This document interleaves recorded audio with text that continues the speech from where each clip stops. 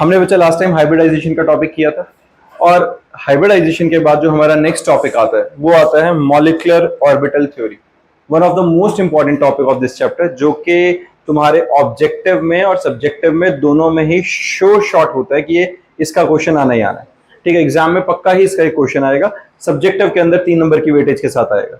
आसान बहुत है। इसके अंदर हम कर क्या रहे हैं, देखो मेन हमने क्या बात करी थी मॉलिक्यूलर ऑर्बिटल थ्योरी के अंदर। जब ये चैप्टर स्टार्ट हुआ था, इससे पहले वाला बेसिकली स्ट्रक्चर ऑफ एटम, हमने एटॉमिक ऑर्बिटल के बारे में बात करी थी। इस चैप्टर के अंदर हमने उन एटम्स के कॉम्बिनेशन के तरीके देखे, आयनिक, कोवेलेंट, उससे होते हुए हमने एक वीबीटी वाला पार्ट पढ़ा, और उसके बाद हमने ऑर्बिटल ओवरलैप कंसेप्ट के अकॉर्डिंगली मॉलिक्यूलर ऑर्बिटल की फॉर्मेशन देखी। यहां पर मॉलिक्यूलर ऑर्बिटल थ्योरी अब बताएगा कि जब दो एटम्स कंबाइन करेंगे तो जो मॉलिक्यूल है उसका ऑर्बिटल किस तरीके से बनेगा। मॉलिक्यूलर के ऑर्बिटल के बारे में डिस्कशन हो रहा है। अब जो मॉलिक्यूल का ऑर्बिटल बन रहा है, तो जो एटम है वो किस तरीके से उस मॉलिक्यूल के ऑर्बिटल को बनाने में पार्टिसिपेट करेगा और किस तरीके से कॉन्फ़िगरेशन रोल प्ले करती है। अब इनके अंदर 2-3 नई तरह की चीजें तुम्हें देखने को मिलेंगी। पहला तो ये कि हमारे पास बॉन्डिंग और एंटी बॉन्डिंग ऑर्बिटल्स के बारे में कुछ आएगा। अभी स्टार्ट करते हैं, इंटरेस्टिंग और इजी टॉपिक है, इन्वॉल्व रहेंगे, साथ के साथ कोशिश करेंगे, लिखते चलेंगे थोड़ा थोड़ा। चलो, हमारा जो टॉपिक शुरू होता है ये है, देखो हुन्स एंड आरएस मुलिकिन, पता है अपने को ये दोनों का नाम, have given this theory in 1932।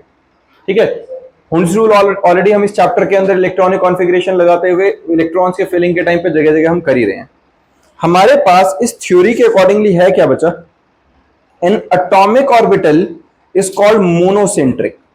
Monocentric का मतलब क्या होता है, मोनो का मतलब समझ में आता है, सिंगल, जो एक सेंटर के आसपास इलेक्ट्रॉन्स घूम रहे हैं, तो जाहिर सी बात है एटम होगा तो मोनोसेंट्रिक रहेगा। लेकिन जब मॉलिक्यूल बनेगा तो molecular orbital is called polycentric. क्यों? क्योंकि जब मॉलिक्यूल बनता है, तो मॉलिक्यूल कब बनता है, जब 2 या 2 से ज्यादा एटम्स एक दूसरे के साथ इलेक्ट्रॉन क्लाउड शेयर करते हैं एक दूसरे का। तो अब एक एटम का इलेक्ट्रॉन क्लाउड सिर्फ अपने न्यूक्लियस के इन्फ्लुएंस में नहीं है, वो किसी साथ वाले एटम के भी न्यूक्लियस के इन्फ्लुएंस में, तो वो मल्टीपल न्यूक्लियस के इन्फ्लुएंस में घूमने के कारण हम उसे क्या कहेंगे, पॉलीसेंट्रिक। ये बात समझ में आई है सबको? इसके बाद हमारे पास है when the two atomic orbitals combine, the two types of molecular orbitals are obtained. One is known as bonding molecular orbital and other is known as anti-bonding molecular orbital. इस बात पे ध्यान देना, कितने तरह के हैं बेटा, 2 तरह के molecular orbital मिले हैं हमें, एक bonding और एक anti-bonding molecular orbital। अब ये bonding और anti-bonding में हमारे पास क्या रहेगा, इसको यूज कैसे करेंगे अभी आगे पता चल जाएगा। हमारे पास molecular orbital obtained by addition of wave functions of atom, क्या बन रहा है, मॉलिक्यूलर ऑर्बिटल जिसमें एडिशन हो रही है, किस चीज की, वेव फंक्शंस की। Molecular orbital Xi1 plus Xi plus Xi, sigma से रिप्रेजेंट कर रहे हैं, दोनों के वेव फंक्शंस को हमने ऐड कर दिया, तो the molecular orbital is called bonding molecular orbital. कब, जब वेव फंक्शंस ऐड हो रहे हैं। वेव फंक्शन पता है सबको क्या था, इसी चैप्टर में हमने, और लास्ट चैप्टर में बेसिकली स्ट्रक्चर ऑफ एटम के अंदर हमने बहुत डिटेल में पढ़ा था मॉलिक्यूलर ऑर्बिट, इसके बारे में, Xi फंक्शन के बारे में, कि इंडिविजुअली क्या बताता है, ये बेसिकली हमें आइडिया देता है उस स्पेस का जहां पर इलेक्ट्रॉन के पाए जाने की संभावना सबसे ज्यादा थी, है ना। It represents the probability of the space where finding the electron, basically it explains the probability of finding the electron is maximum for that space. ऐसा ही कुछ होता है हमारे पास, यही था ना, ये जो Xi है ये हमारे पास वेव फंक्शन होता है इलेक्ट्रॉन का, and it gives us the idea about the probability of that certain space where the probability of finding the electron is maximum, और उसी चीज को हमने ऑर्बिटल कह दिया था, याद है ये बात। तो Xi, फिर Xi स्क्वायर के साथ हमने प्रोबेबिलिटी डिस्ट्रीब्यूशन कर्व बनाए थे जितने भी थे, है ना। अब यहां पर हमने कहा कि अगर 2 ऑर्बिटल्स के वेव फंक्शंस को हमने ऐड कर दिया, ऐड ऑन होके दोनों वेव्स आपस में सुपर इंपोज होकर ऐड हो रही हैं इलेक्ट्रॉन्स की, तो हम कहेंगे मॉलिक्यूलर ऑर्बिटल बन गया, जिसको बॉन्डिंग मॉलिक्यूलर ऑर्बिटल कहेंगे। और अगर हमारे पास सब्ट्रैक्शन ऑफ वेव फंक्शन से जो मॉलिक्यूलर ऑर्बिटल मिलेगा, हमने क्या किया, जाए ए माइनस जाए बी, तो ये क्या हुआ, सब्ट्रैक्शन है। इसको हम रिप्रेजेंट किससे करते हैं, स्टार से। तो ये जो स्टार से हमने रिप्रेजेंट किया, ये क्या होता है बेटा, एंटी बॉन्डिंग मॉलिक्यूलर ऑर्बिटल। समझ में आया है? डायरेक्ट एडिशन होगी तो बॉन्डिंग है, सब्ट्रैक्शन होगा तो एंटी बॉन्डिंग है। जाए होता क्या बेटा, वेव फंक्शन। पाई और सिग्मा हमें पता है bonding molecular orbital, pi star और sigma star anti bonding molecular orbital. किसी को दिक्कत? अब जैसे यहां पे देखो, अगर हमारे पास हम जाए की बात कर रहे हैं, यहां पर जाए वन जाए ए जाए बी दोनों अगर एक दूसरे के साथ ऐड होते हैं किसी तरीके से, अगर मान लो मैं ये कहूं कि क्रेस्ट पर क्रेस्ट और ट्रफ पर ट्रफ ही आए, तो दोनों ऐड ऑन हो जाएंगे, एक दूसरे के साथ सिंक्रोनाइज है, और दोनों अगर ऐड होंगे तो नेट रिजल्टेंट जो हमारे पास आएगा उसका एम्पलीट्यूड बढ़ा हुआ आएगा। इसको कंस्ट्रक्टिव इंटरफेरेंस कहते हैं। कंस्ट्रक्टिव इंटरफेरेंस अगर होता है दो वेव फंक्शंस का, तो हम कहते हैं molecular orbital bonding molecular orbital form कर रहा है। बेटा देखो कंस्ट्रक्टिव में क्या होता है, क्रेस्ट पर क्रेस्ट आएगी, ट्रफ पर ट्रफ आएगा। क्रेस्ट पता है ऊपर वाले को कहते हैं, ब्लू पे ब्लू आया, येलो पे येलो आया, तो उसको हम क्या कहेंगे, ये कंस्ट्रक्टिव इंटरफेरेंस हुआ है, जिसके कारण क्या बन रहा है, हमारे पास बॉन्डिंग मॉलिक्यूलर ऑर्बिटल की फॉर्मेशन हो रही है। लेकिन अगर उल्टा हो जाए, ब्लू पर येलो आ जाए, तो उल्टा हो गया, ये तो उल्टा हो गया, तो प्लस माइनस हो गया जीरो। तो नेट एल्जेब्रिक सम जो बनेगा डिस्ट्रक्टिव के अंदर, वो एक फ्लैट वेव बन जाती है एक तरह से, उसे डिस्ट्रक्टिव इंटरफेरेंस या एंटी बॉन्डिंग मॉलिक्यूलर ऑर्बिटल कहते हैं। क्लियर बात है ये सबको?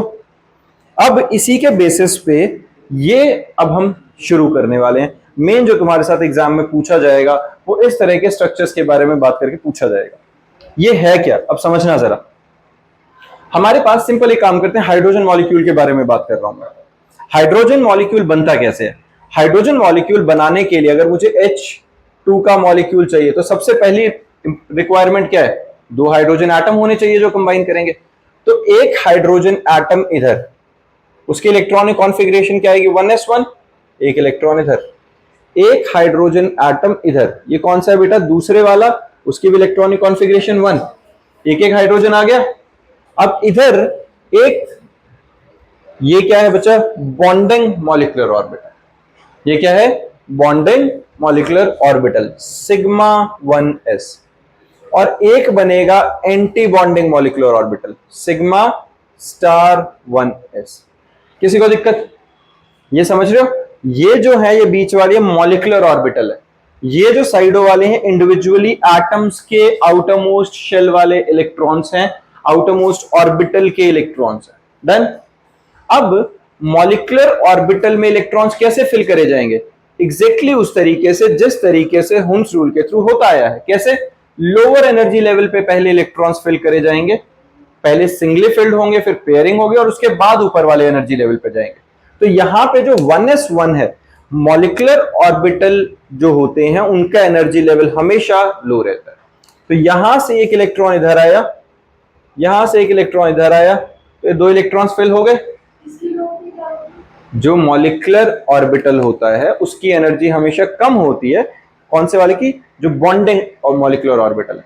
जो एंटी बॉन्डिंग वाला होता है उसकी एनर्जी लेवल हमेशा हाई रहता है। तो हमेशा ही क्या होगा, पहले बॉन्डिंग मॉलिक्यूलर ऑर्बिटल्स के अंदर इलेक्ट्रॉन फिल होंगे, और जब ये भर जाएगा तो एंटी बॉन्डिंग में हम पहुंचेंगे। क्लियर है? यहां पे हमें एक साफ चीज दिख रही है कि दो इलेक्ट्रॉन्स पे दोनों यहां आ गए, तो एंटी बॉन्डिंग के अंदर तो कोई इलेक्ट्रॉन बचा ही नहीं। समझ में आ रहा है? तो अगर हमारे पास बॉन्डिंग मॉलिक्यूलर ऑर्बिटल के अंदर इलेक्ट्रॉन्स ज्यादा होंगे एंटी बॉन्डिंग से, तो बॉन्ड बन जाएगा, और अगर दोनों के अंदर बराबर बराबर फिल हो जाते तो बॉन्ड फॉर्मेशन नहीं होती। ये बात समझ में आ रही है पक्का? जसमीत बच्चा ये फैन ऑफ कर दो, ठीक है? ये बात समझ में आई है सबको? तो यहां से अब हमारे पास अगर मैं इस मॉलिक्यूल के इलेक्ट्रॉनिक कॉन्फ़िगरेशन लिखूं H2 के मॉलिक्यूल की, तो क्या आएगा, H2 के मॉलिक्यूल के sigma 1s2 sigma star 1s0। ये 1s0 लिखने की जरूरत नहीं थी, मैंने तुम्हें समझाने के लिए लिख दिया, क्योंकि दोनों ही इलेक्ट्रॉन सिर्फ एक में आ गए। डन है। इसी के अंदर एक टर्म आती है बच्चा, बॉन्ड ऑर्डर। क्या आता है? Bond order. अब जो बॉन्ड ऑर्डर होता है वो क्या होता है, number of electrons in bonding molecular orbital minus number of electrons in anti bonding molecular orbital whole divided by 2। इससे मुझे पता चलेगा जो कंबाइनिंग एटम्स है उसके बीच में कितने बॉन्ड बनेंगे। जैसे बॉन्डिंग मॉलिक्यूलर ऑर्बिटल में इलेक्ट्रॉन कितने हैं, 2, एंटी बॉन्डिंग में 0 डिवाइडेड बाय 2 कितना निकला, 1, मतलब हाइड्रोजन और हाइड्रोजन के बीच में एक बॉन्ड बनेगा। क्लियर है? ये बॉन्ड ऑर्डर फ्रैक्शंस में भी आ सकता है, वो एक अलग तरह की स्टोरी शुरू हो जाएगी। ठीक है, जैसे फ्रैक्शंस में आएगा तो उसका मीनिंग क्या होता है क्या नहीं, लेकिन इन जनरल ये बॉन्ड ऑर्डर बता रहा है और ये टाइप ऑफ बॉन्ड ही बताएगा उनके बीच में most of the time. Clear है? वो जो डेसिमल्स वाला पार्ट आता है, फ्रैक्शन वाला पार्ट आता है, उसको हम बाद में डिस्कस करेंगे। ये क्लियर है? अब इसी मॉलिक्यूलर ऑर्बिटल थ्योरी के बेसिस पे अगर मैं तुमसे ये पूछूं, can you prove that He2 can not be formed? मैंने क्या बोला? He2 can not be formed. कैसे देखें? देखो, अब जब मैं He2 बनाना चाहता हूं बेटा, तो सबसे पहली रिक्वायरमेंट 2 एटम होने चाहिए हीलियम के। हीलियम की इलेक्ट्रॉनिक कॉन्फ़िगरेशन क्या आती है? 1s2। तो इसके अंदर 1s2 में 2 इलेक्ट्रॉन्स और 2 ही दूसरे हीलियम एटम के आगे 2 इलेक्ट्रॉन्स। अब हमारे पास नीचे क्या बनेगा बच्चे? Bonding molecular orbital sigma 1s2, sigma 1s लिख लेते हैं अभी, और ऊपर क्या आएगा? Sigma star 1s। बॉन्डिंग और एंटी बॉन्डिंग हो गया। अब यहां पे कितने इलेक्ट्रॉन्स आएंगे? 2, टोटल 4 थे, 2 यहां डल गए तो ऊपर कितने बचे? 2। चारों की डिस्ट्रीब्यूशन होगी कि नहीं? एक बार इधर से आया एक बार इधर से, 2 आ गए, एक एक दोनों पे बचा, वो उस पे चले गए। डन है? तो बॉन्ड ऑर्डर कितना निकला? 2 - 2 बाय 2, 0। दैट मीन्स इनके बीच में कोई बॉन्ड ही नहीं बना। ये He2 molecule can not be formed. समझ में आया? ये बहुत इजी है, सिंपल चीजें हैं। इसी के बाद हमारे पास आता है बच्चे condition for combination of atomic orbital. अब कंडीशंस में ध्यान देना है एक बारी। Combining atomic orbital must have same और नियरली सेम एनर्जीज। जो भी एटम आपस में कंबाइन करना चाहते हैं वो ऑलमोस्ट सिमिलर एनर्जी के होने चाहिए। ऐसा नहीं करेंगे कि एक बहुत लो एनर्जी वाला बहुत एक एक्सट्रीमली हाई एनर्जी वाले से ओवरलैप कर जाएगा, वो नहीं होगा। The extent of overlapping between the atomic orbital of two atoms should be large। ये भी क्लियर है। अगर जितना उनका ऑर्बिटल ज्यादा ओवरलैप करेगा उतना बॉन्ड स्ट्रांग होगा। फिर है the combining atomic orbital must have same symmetry और proper orientation about the molecular axis। Clear है? तो ये 3 कंडीशन हमारी होती हैं जो सेटिस्फाई होंगी तो ही हमारे पास बॉन्ड बन पाएगा। तो ये हमारे पास condition of combination of atomic orbital आ गया बच्चा। सबको यहां तक समझ में आ रहा है? अब हमारे पास जो आता है, एक काम करते हैं, जो हमारा मॉलिक्यूलर ऑर्बिटल स्ट्रक्चर है जो हमने अभी बनाया था वो नाइट्रोजन के लिए बना के देखते हैं। अब नाइट्रोजन और हाइड्रोजन हीलियम में डिफरेंस क्या है? नाइट्रोजन के अंदर p ऑर्बिटल इन्वॉल्व हो जाता है। अब उसमें एक और चीज छोटी सी समझाता हूं मैं। जब हमारे पास मॉलिक्यूलर ऑर्बिटल बनता है तो p ऑर्बिटल में 3 थे, px, py, pz, 3 थे कि नहीं? इनमें से px और py का एनर्जी लेवल सेम होता है लेकिन pz का अलग हो जाता है। ये ध्यान रखेंगे। 3 मॉलिक्यूलर ऑर्बिटल में 2 मॉलिक्यूलर ऑर्बिटल्स का लेवल सेम होता है लेकिन एक जो तीसरा वाला होता है pz, उसका एनर्जी लेवल कम होता है। ठीक है? और एंटी बॉन्डिंग वाले में ज्यादा होता है। ये वो होता है, अभी मैं कराते हुए समझाता हूं, ये याद रखना है लेकिन सबको। ठीक है? कि हमारे पास तीनों मॉलिक्यूलर ऑर्बिटल्स जो p ब्लॉक हैं उनका सेम एनर्जी लेवल नहीं होता है, वो 1 और 2 में ब्रेक कर जाते हैं। पहले एक काम करते हैं, स्टार्ट करते हैं। देखो, मॉलिक्यूल, अगर मुझे नाइट्रोजन का मॉलिक्यूल बनाना है तो उसके लिए सबसे पहली रिक्वायरमेंट क्या है? 2 नाइट्रोजन एटम्स। तो नाइट्रोजन जो है हमारे पास electronic atomic number 7, electronic configuration 1s2 2s2 2p3, यही है बच्चा, है ना? ऐसे ही रहेगा। इसी तरीके से एक और नाइट्रोजन है, atomic number 7, electronic configuration 1s2 2s2 2p3। अब देखो बच्चे बनेगा कैसे मॉलिक्यूलर ऑर्बिटल डायग्राम, एक एक स्टेप पे ध्यान देना। यहां पर पहले 1s ओवरलैप करेंगे, फिर 2s करेंगे और फिर 2p पे पहुंचेंगे। तो सबसे पहले 1s नीचे से स्टार्ट करेंगे, ऊपर तक जाते जाएंगे क्योंकि सबसे लोअर एनर्जी 1s की है। वैसे बताऊं तो 1s बनाने की जरूरत नहीं होती है, हम हमेशा सेकंड लास्ट और लास्ट वालों को बनाते हैं, लेकिन फर्स्ट एग्जांपल है इस टाइप का इसलिए पूरा बना रहे हैं, वरना ध्यान रखेंगे हम सिर्फ किसके लिए बनाएंगे? सेकंड लास्ट और लास्ट वाले ऑर्बिटल्स के। यहां हमारे पास क्या है बेटा? 1s में 1s2, एक इलेक्ट्रॉन इधर एक इलेक्ट्रॉन इधर, साथ में इसी तरीके से जो दूसरा वाला नाइट्रोजन है उसका आया यहाँ पे 1s2, एक इलेक्ट्रॉन इधर एक इलेक्ट्रॉन इधर, बिल्कुल ठीक है। अब यहां पे आएगा बच्चे हमारा नीचे की साइड कौन सा, सिग्मा 1s2, और ऊपर क्या बनेगा, सिग्मा स्टार। अब 1s2 आएगा कि नहीं वो देखते हैं, इसमें मैंने 2 लिख दिया, वो बाद में देखेंगे, पहले देखो 2 इलेक्ट्रॉन इधर और 2 इलेक्ट्रॉन इधर, डले कि नहीं है, टोटल 4 थे, 2 इसके 2 इसके, तो 2 बॉन्डिंग में 2 एंटी बॉन्डिंग में आ गई कि नहीं, तो sigma 1s2 sigma star 1s2 बन गया, ये 1s वाला खत्म। अब क्या आएगा बच्चा, 2s वाला, 2s ऑर्बिटल के अंदर 2 इलेक्ट्रॉन्स हैं हमारे पास इधर, 2s वाले के अंदर हमारे पास क्या है, 2 इलेक्ट्रॉन्स, ऐसा डन है। और यहां पर हमारे पास क्या आ गया है, क्या नाम आएगा बेटा इसका, सिग्मा 2s2, ऊपर वाले का क्या आएगा, सिग्मा स्टार 2s2। 2s2 क्यों पता है, टोटल 4 इलेक्ट्रॉन्स हैं, इस तरीके से फिल हो जाएंगे इसमें, है ना, प्रॉपर यहां पे, और ऐसे करके इलेक्ट्रॉन इसके अंदर चले गए, डन। अब आती है बारी लास्ट वाले की, 2p वाले की। तो जब हम 2p वाले की बात करते हैं,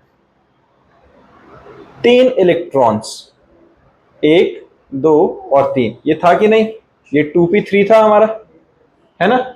इसी तरीके से जो रेड वाला नाइट्रोजन होगा उसके पास भी कितने हैं, आउटरमोस्ट शेल में 3 इलेक्ट्रॉन्स, है ना, दोनों नाइट्रोजन के अंदर 2p3 इलेक्ट्रॉनिक कॉन्फ़िगरेशन के हिसाब से आउटरमोस्ट शेल में 3 है। अब जो हमारा मॉलिक्यूलर ऑर्बिटल बनता है, तो मॉलिक्यूलर ऑर्बिटल में हमारे पास कैसा बनेगा बच्चा, जो हमारे पास px और py है, इनकी एनर्जी क्या है, कम, 2px 2py।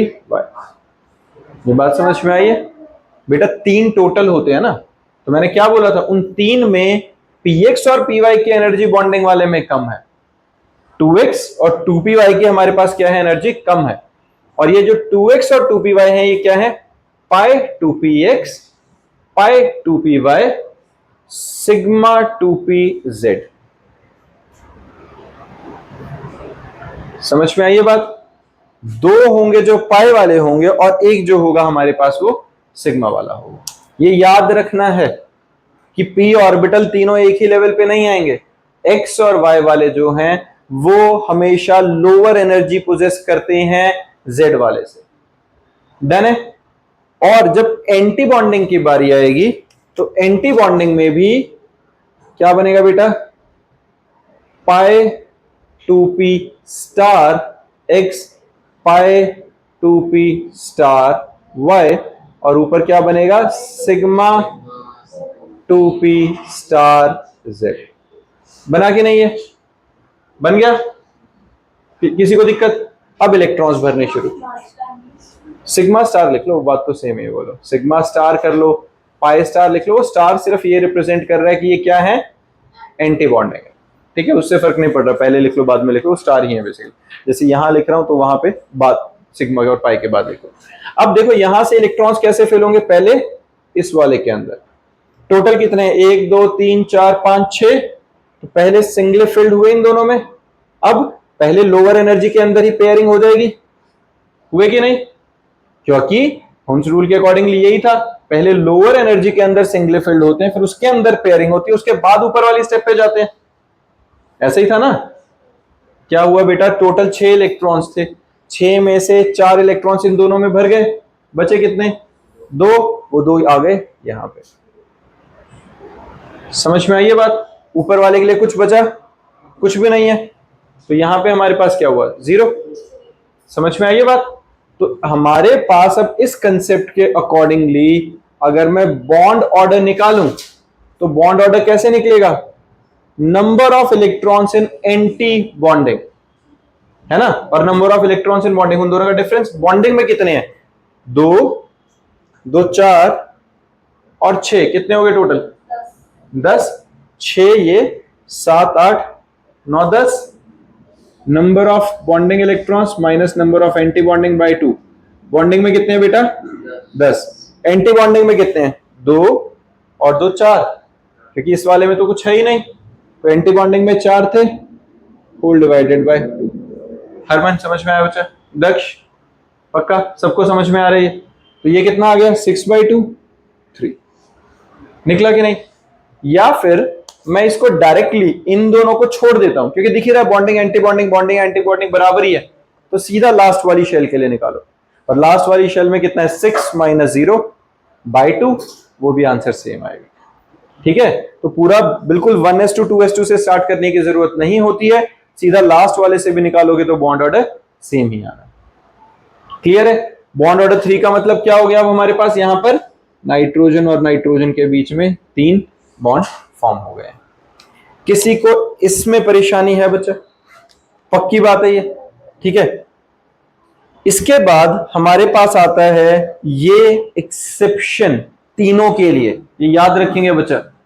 ये हमारे पास होता है अगर कभी भी हमारे पास ऑक्सीजन, फ्लोरीन या नियॉन होते हैं, ये तीनों लिख लो बच्चा, ये एक्सेप्शन के नाम से याद रखो इन्हें। ऑक्सीजन, फ्लोरीन या नियॉन, अगर ये तीनों में से कोई भी आएगा तो इनका जो मॉलिक्यूलर ऑर्बिटल का डिवीजन है वो कैसा आएगा? देखो 1 2 2 1 1 2 2 1। नॉर्मली क्या था हमारे पास? जब अभी हमने नॉर्मली किया तो क्या था? 1 2 1 2। हर किसी के लिए क्या था? 1 2 1 2। ऐसे याद रखना, 1 2 का मतलब सिग्मा स्टार 2pz ऊपर, pi star 2px, pi star 2py। Sigma 2pz ऊपर, पाई 2px, पाई 2py नीचे। 1 2 1 2। लेकिन ऑक्सीजन, नियॉन और फ्लोरीन, इन 3 मॉलिक्यूल्स के लिए मॉलिक्यूलर ऑर्बिटल 1 2 2 1 में डिवाइड होएगा। एक ऊपर sigma star 2pz, pi star 2px, pi star 2py।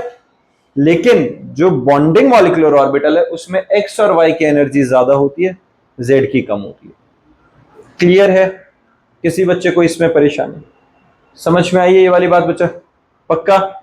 एक और काम करते हैं, अभी हमने ये जो नाइट्रोजन का मॉलिक्यूल फॉर्म किया था, इसके इलेक्ट्रॉनिक कॉन्फ़िगरेशन भी लिख के देख लेते हैं। तो इलेक्ट्रॉनिक कॉन्फ़िगरेशन साथ में ही लिखनी आ जाएगी। देखो जरा इलेक्ट्रॉनिक कॉन्फ़िगरेशन कैसे लिखेंगे बच्चा? हमारे पास जिस जिस तरीके से हमने मॉलिक्यूलर ऑर्बिटल्स के अंदर इलेक्ट्रॉन्स को फिल किया उसी पैटर्न में लिखते चलो। सबसे पहले किस में फिल किया? सिग्मा 1s2, उसके बाद सिग्मा स्टार 1s2, फिर सिग्मा 2s2, फिर सिग्मा स्टार 2s2। डन। इसके बाद पाई 2px2, पाई 2py2, सिग्मा 2pz2। बना कि नहीं? और सिग्मा स्टार पाई स्टार वालों में 0 है तो वो लिखने की जरूरत नहीं है। ये जो मैंने लिखी है क्या ही है बच्चा? Molecular electronic configuration. समझ में आया सबको? ये हमने क्या किया, जिस ऑर्डर में इलेक्ट्रॉन्स को फिल किया था मॉलिक्यूलर ऑर्बिटल में, बस वो लिख दिया। 1s2 में पहले फिल किया सिग्मा 1s2, फिर सिग्मा स्टार 1s2 में किया था सिग्मा स्टार 1s2, फिर सिग्मा 2s2 में किया था सिग्मा 2s2, फिर सिग्मा स्टार 2s2 में किया था सिग्मा स्टार 2s2। हुआ कि नहीं?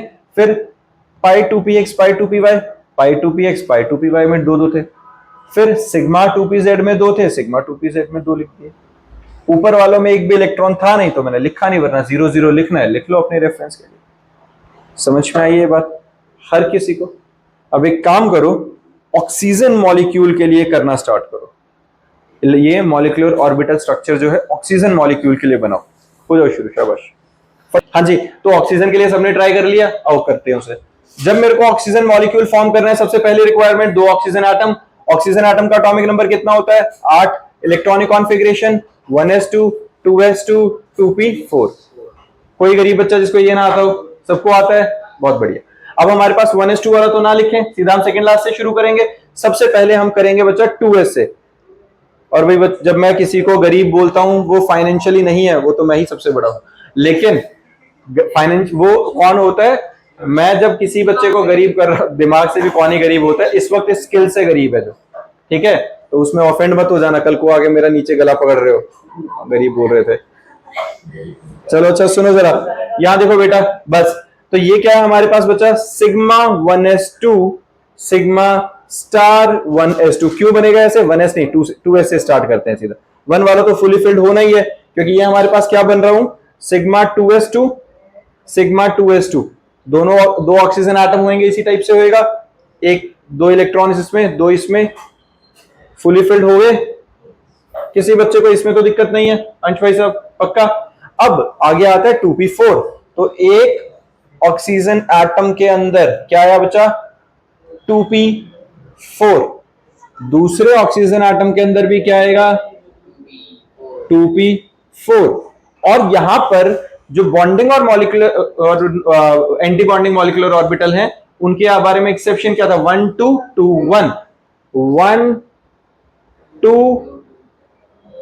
2 1, याद रखेंगे सारे ऐसे, ये एक्सेप्शन है ऑक्सीजन, नियोन और फ्लोरीन।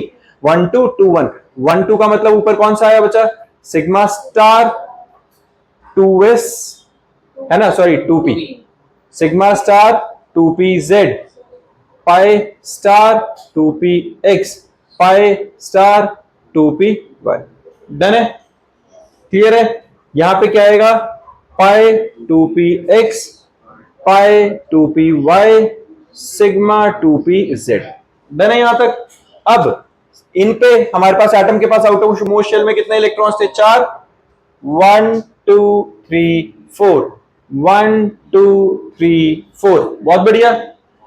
अब पहले सबसे लोअर एनर्जी लेवल वाले को इलेक्ट्रॉन दिए जाएंगे, यही हुंस रूल ने बोला था।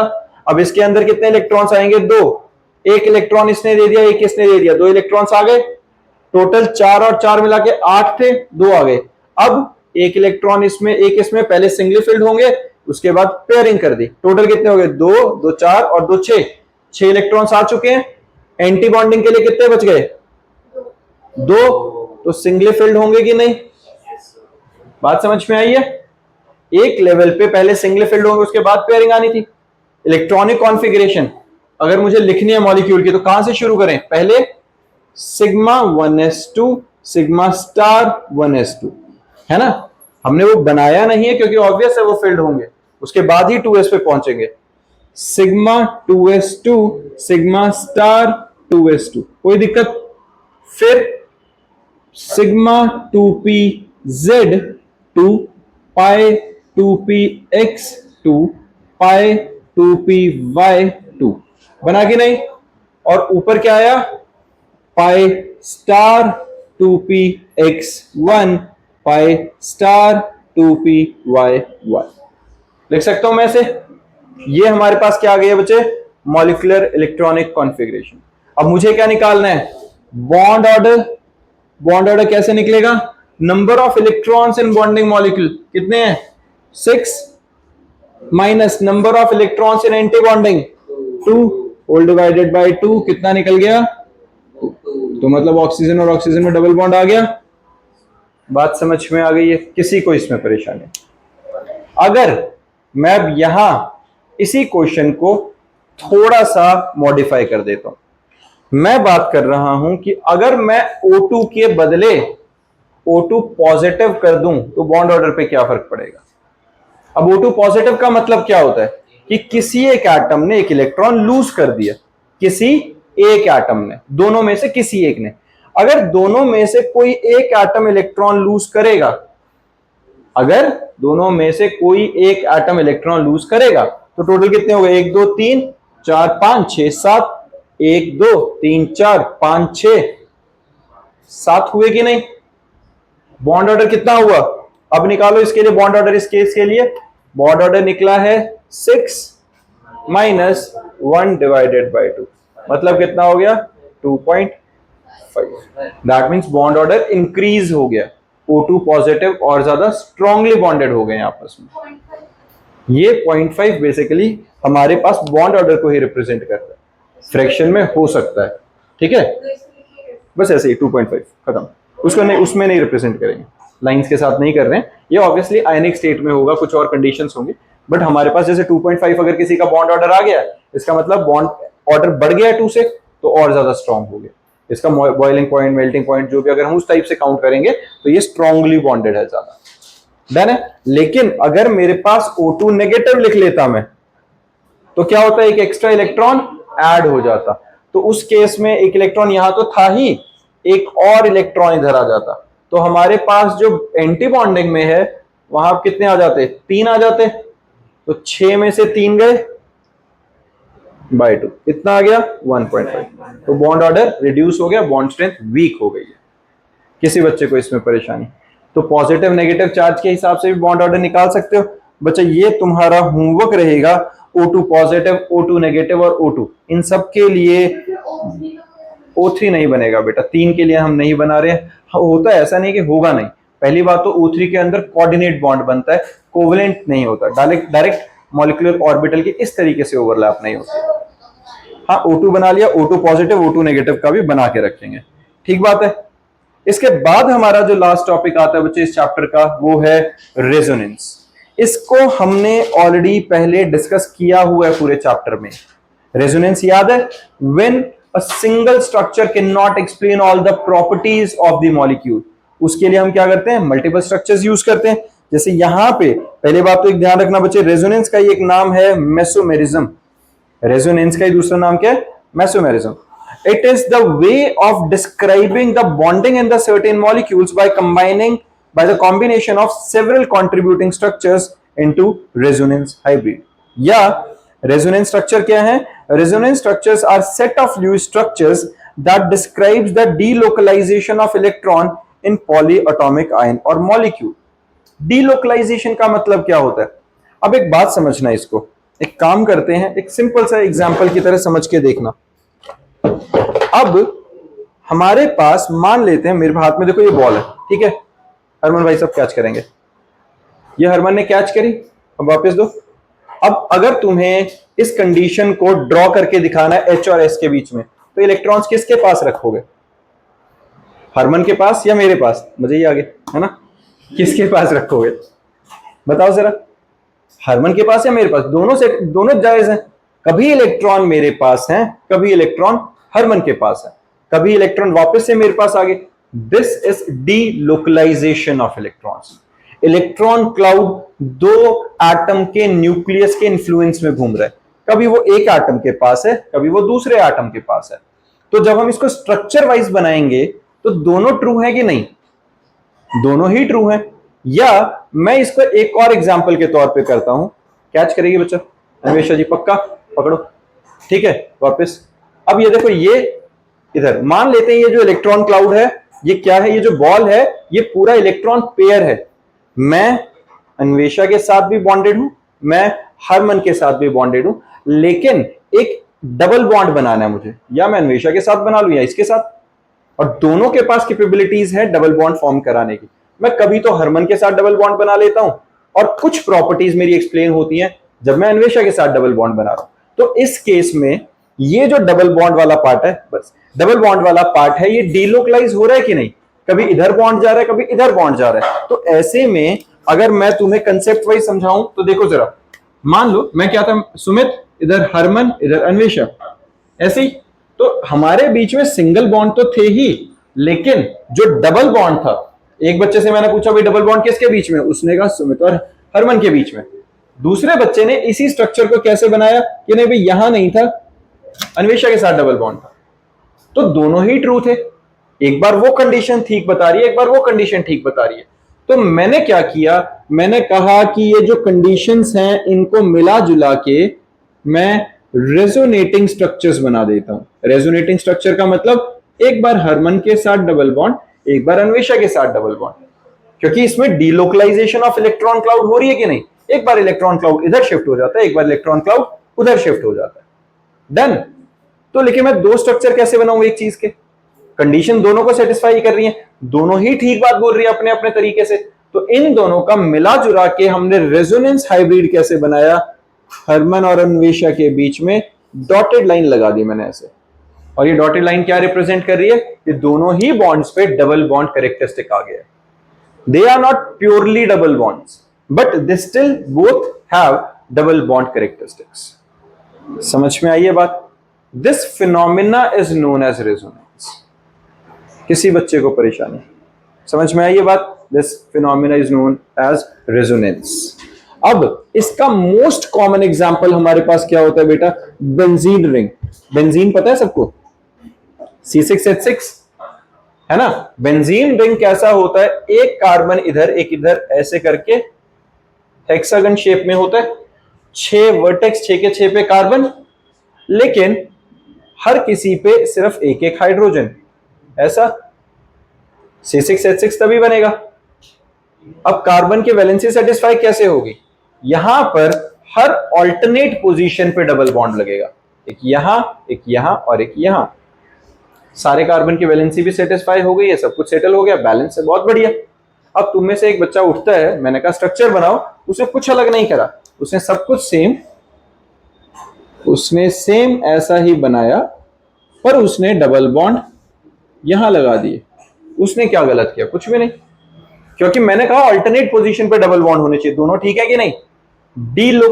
डीलोकलाइजेशन ऑफ पाई बॉन्ड हुआ, पाई इलेक्ट्रॉन क्लाउड, जो डबल बॉन्ड वाला इलेक्ट्रॉन क्लाउड है वो इधर से उधर शिफ्ट हो रहा है दोनों। तो हम इसका रेजोनेटिंग स्ट्रक्चर क्या बनाते हैं? जो रेजोनेटिंग हाइब्रिड स्ट्रक्चर बनेगा, ये रेजोनेटिंग स्ट्रक्चर्स हैं, इनका हाइब्रिड बनेगा ऐसा। देखा है बेंजीन का स्ट्रक्चर जब बनाते हैं तो बीच में गोला बना देते हैं। ये रिप्रेजेंट करता है कि हर bond double bond characteristic possess कर रहा है। समझ में आई है? And this represents the most stable structure. This is resonating hybrid structure, these are resonating structures. ये रेजोनेंस हाइब्रिड है। समझ में आ गया? हाइब्रिड क्या है? सारे स्ट्रक्चर्स का मिला जुला के। सेम ये O3 वाला केस है जो मैं अभी, अलग है। रेजोनेटिंग स्ट्रक्चर क्या था? जब एक बार अन्वेषा के साथ डबल बॉन्ड था, एक स्ट्रक्चर, जब हरमन के साथ डबल बॉन्ड था, एक स्ट्रक्चर। दो ये क्या थे? रेजोनेटिंग स्ट्रक्चर्स, मिला जुला के दोनों के साथ डबल बॉन्ड कैरेक्टरिस्टिक बनाए, resonating hybrid structure. Alternate position, ये भी रेजोनेटिंग स्ट्रक्चर, ये भी रेजोनेटिंग स्ट्रक्चर, मिला जुला के रेजोनेटिंग हाइब्रिड स्ट्रक्चर, जो दोनों के कैरेक्टरिस्टिक्स को एक्सप्लेन कर देगा। समझ में आया बच्चा? This phenomena is known as resonance. और इसी का ये O3 का हमारे पास एग्जांपल होता है ओजोन में, कि इसके अंदर हमारे पास यहां भी डबल बॉन्ड हो सकता है और यहां भी हो सकता है, मिला जुला के हम दोनों के पास डबल बॉन्ड कैरेक्टरिस्टिक्स दे देते हैं। पढ़ लोगे इसे और डिटेल में, ठीक है? When a molecule cannot be represented by a single structure, but its characteristic properties can be described by two structures, then the actual structure is said to be resonance hybrid of these structures. ये समझ में आया जो मैंने अभी बताया? अब इनके अंदर क्या होता है बच्चे? इन दो तीन स्ट्रक्चर्स में से कोई एक ऐसा होगा जो ज्यादा स्टेबल होगा। जैसे अब मैं कैच करवा रहा हूं, मान लो मेरे को लग रहा है हरमन के साथ ज्यादा स्टेबल बॉन्ड बन रहा है, ठीक, कोई बात नहीं, किसी ने देखा कुछ नहीं होगा, ठीक है? तो क्या हो रहा है? हरमन के साथ ज्यादा स्टेबल बॉन्ड बन रहा है, अन्वेषा के साथ नहीं हो रहा है। मान लो फॉर एग्जांपल मैं लगा लेता हूं ये, तो क्या हुआ? जो ज्यादा स्टेबल जिसके साथ स्ट्रक्चर रहेगा उसकी एनर्जी कम रहेगी। जो रेजोनेटिंग मल्टीपल स्ट्रक्चर्स हैं, कोई एक रेजोनेटिंग स्ट्रक्चर ऐसा होगा जिसकी लोवेस्ट एनर्जी होगी। तो जो लोवेस्ट एनर्जी वाला है E1, E2, E3, ये क्या है? Resonating contributing structures. इनमें से सबसे कम एनर्जी है E3 वाले की, लेकिन जो हाइब्रिड है उससे ज्यादा तो स्टेबल कुछ हो ही नहीं सकता, क्योंकि वो तो सारे स्ट्रक्चर्स का मिला जुला के एक निचोड़ हमने बना दिया और जो हर कंडीशन को सेटिस्फाई कर रहा है। तो रेजोनेटिंग हाइब्रिड स्ट्रक्चर की least energy and the difference between the two energies, कौन कौन से की? Most stable with the least energy and resonating hybrid, इनके बीच का जो डिफरेंस होता है उस एनर्जी गैप को हम क्या कहते हैं बेटा? Resonance energy. It is given by E3 minus E0। समझ में आई ये बात? जितने भी कंट्रीब्यूटिंग स्ट्रक्चर्स थे, इन सब में सबसे कम एनर्जी वाले के और रेजोनेटिंग हाइब्रिड स्ट्रक्चर के बीच का जो एनर्जी डिफरेंस होता है, दिस इज रेजोनेटिंग एनर्जी या रेजोनेंस एनर्जी। समझ में आया? Actual bond energy minus energy of the most stable resonating structure. और ये हमारे पास क्या? Energies of different resonating structures. Actual bond energy इस वाले की, जो रेड वाले की है, जो हाइब्रिड स्ट्रक्चर की रहेगी, इन दोनों का जो डिफरेंस रहेगा वो हमारे पास रेजोनेंस एनर्जी रहती है। क्लियर है? इसके अलावा यहाँ पे बॉन्ड ऑर्डर हम रेजोनेंस के बेसिस पे कैसे बात करें बच्चे? Number of bonds divided by number of resonating structures. तो ये हमारे पास क्या निकलता है? बॉन्ड ऑर्डर, जितने नंबर ऑफ बॉन्ड्स हैं divided by number of resonating structure. जैसे NO3 का एग्जांपल देखो, NO3 नेगेटिव के अंदर, NO3 नेगेटिव में दो स्ट्रक्चर्स हो सकते हैं, ऐसे ही वो देखो, 3 ऑक्सीजन है, 2 भी क्यों होंगे, डबल बॉन्ड बनाना है, इधर डबल बॉन्ड, इधर डबल बॉन्ड, इधर डबल बॉन्ड, तीनों पे डबल बॉन्ड आ सकते हैं, रेजोनेटिंग स्ट्रक्चर्स 3 बन सकते हैं, इसके बन सकते हैं कि नहीं। तो हमारे पास इसमें अगर मैं नंबर ऑफ बॉन्ड्स निकालूं, कितने, 1 2 3 4, 4 बॉन्ड, रेजोनेटिंग स्ट्रक्चर कितने, 1 2 3, डिवाइड किया 1.33, हर किसी का जो बॉन्ड ऑर्डर है वो 1.33 का आ गया, मतलब हर किसी पे एक बॉन्ड से थोड़ा ज्यादा बॉन्ड का कैरेक्टरिस्टिक डेवलप हो गया। समझ में आई है बच्चा ये बात, पक्का। फिर है हमारे पास प्रिडिक्टिंग द हाइब्रिडाइजेशन, ये हमने वैसे पहले किया है हाइब्रिडाइजेशन के टाइम पे, बट एक सिंपल एक फॉर्मूला दे रहा हूं बच्चे, जिसके बेसिस पे तुम्हें क्वेश्चंस अटेम्प्ट करने हैं। ये हाइब्रिडाइजेशन वाला जो हमारा पिछला टॉपिक था उसी से रिलेटेड है, कुछ अलग नहीं है। अगर मुझे किसी की हाइब्रिडाइजेशन प्रिडिक्ट करनी है स्ट्रक्चर की, तो कैसे होगा, प्रिडिक्टिंग द हाइब्रिडाइजेशन में डायरेक्ट फॉर्मूला लिखो बच्चा, ये क्या है हमारे पास, x क्या है, हाइब्रिड ऑर्बिटल्स के लिए number of hybrid orbital formed by central atom, and it is given by 1/2 times number of valence electron of central atom plus number of monovalent atoms or groups surrounding the central atom minus charge on the cation if the given species is polyatomic cation plus charge on anion if the given species is polyatomic anion। छोटे में लिखोगे तो क्या आएगा, x is equal to half VE plus M A minus C plus ए।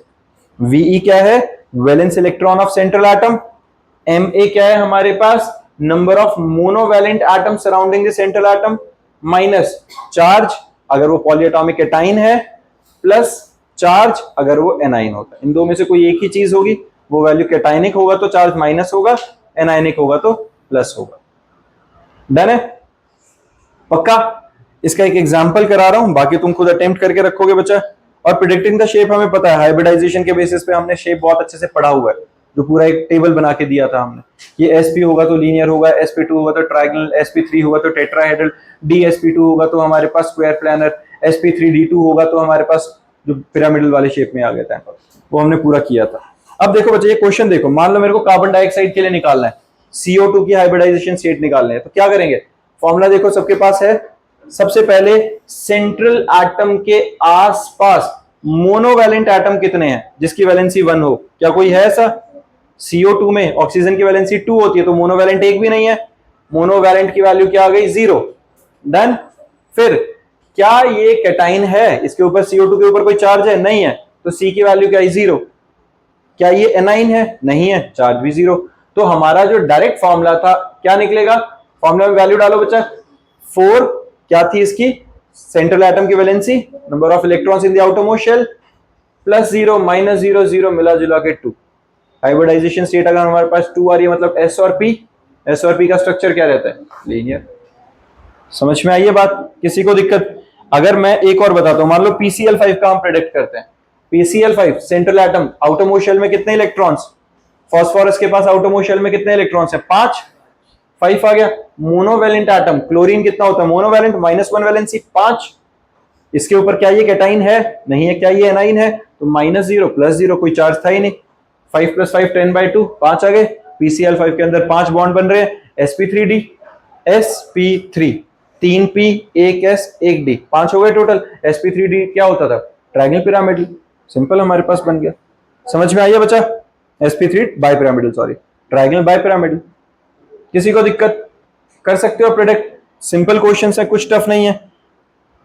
इनको एक काम करते हैं कि NH4 का और कर लेते हैं, क्योंकि कैटाइनिक वाला है, इसमें चार्ज आ गया। NH4 में नाइट्रोजन का एटॉमिक नंबर के अकॉर्डिंगली आउटरमोस्ट शेल में कितने इलेक्ट्रॉन्स, 3।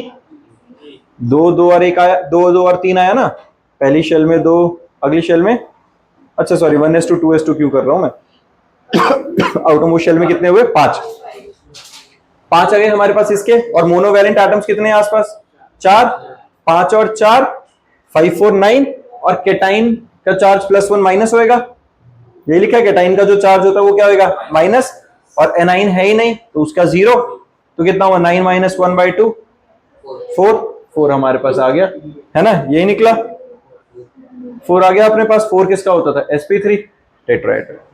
समझ में आई ये बात, किसी को दिक्कत, डन, निकाल सकते हो बच्चा ये। इसी के साथ हमारा पूरा केमिकल बॉन्डिंग जो चैप्टर है वो वाइंड अप हो गया है बच्चा।